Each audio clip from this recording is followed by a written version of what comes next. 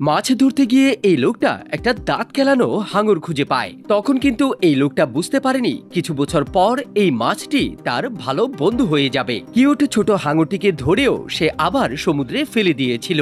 কয়েক মাস পর সে যখন আবার ওই জায়গায় আন্ডার ওয়াটার ডাইভিং এ যায়, তখন হঠাৎ করে তার সামনে একটা শার্ক চলে আসে। মাছটা ধীরে ধীরে সাঁতার কেটে ওই লোকটার কপালে এসে টোকা মারে, যেন মনে হচ্ছিল সে বলতে চাইছে, কিরে আমাকে চিনতে পারছিস?